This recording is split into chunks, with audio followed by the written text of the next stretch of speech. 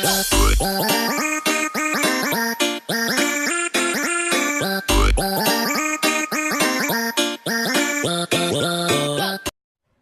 à tous, alors cette semaine on va parler... Oh putain! Tu peux pas arrêter avec tes filtres Snapchat? Les gens ont peut-être envie de me voir en naturel, non? Change! Quoi? Bah oui, forcément, c'est tout à fait normal que j'ai 1 million de papillons qui virevoltent autour de moi. T'en fais exprès ou quoi? T'es con, hein? Ah bah c'est beaucoup mieux, je te remercie. Je rigole, il y a personne à la caméra, c'est moi qui manipule tout. Donc oui, cette semaine, on va parler d'un sujet qui commence à être récurrent, qui commence à être long, là, depuis quelques semaines, la grève de la SNCF. J'ai envie de dire, donnez-leur une bonne fois pour toutes ce qu'ils veulent. Comme ça, on arrête. Mais bon, c'est des fonctionnaires, après tout, ils seraient capables de faire la grève contre ceux qui n'ont pas fait grève. Ou parce qu'ils n'ont plus de machine à café, donc bon.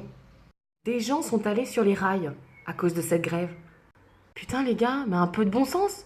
C'est la grève, on vous dit, il n'y a pas de train aujourd'hui, remontez sur le quai, vous ne pourrez pas vous suicider. Revenez un autre jour.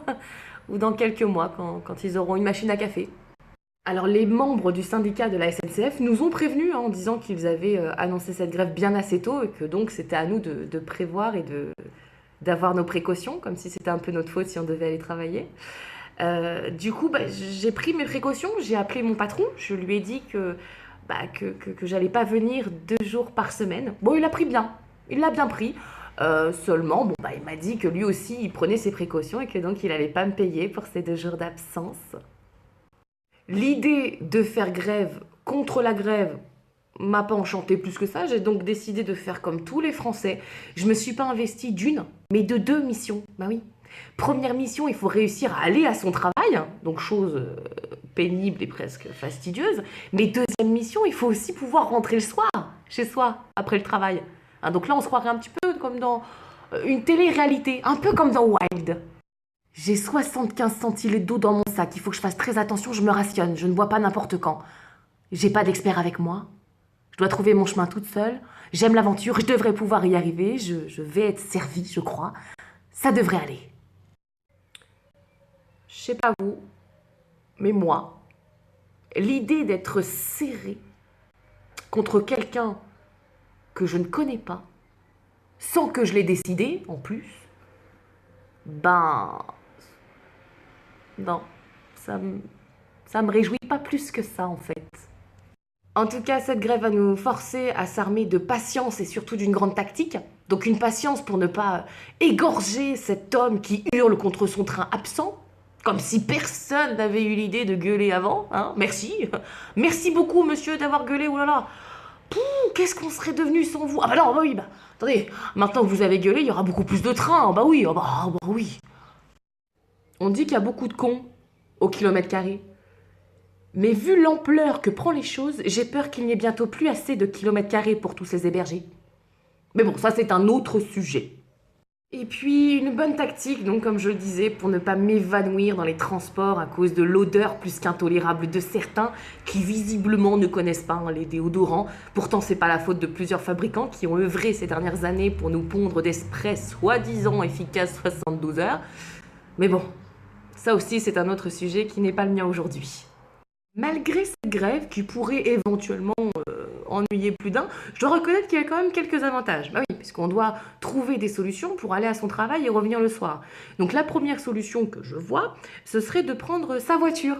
Hein, mais là, si on la prend tout seul, non seulement on serait égoïste, et puis en plus, on risque de s'emmerder sévère dans les bouchons. Donc le mieux, c'est encore le covoiturage. C'est génial le covoiturage. On peut faire connaissance avec le sexe opposé. Ou le même sexe d'ailleurs, mais bon, ça ne nous regarde pas, puis c'est toujours pas mon sujet. Non, je dirais rien contre le prix de l'essence et tous les radars sur la route qui nous fait risquer de perdre notre permis tous les jours. Je dirais simplement une phrase. Ça va? On vous dérange pas? Si on est trop, vous nous le dites, hein? Voilà. Pour en revenir à nos brebis.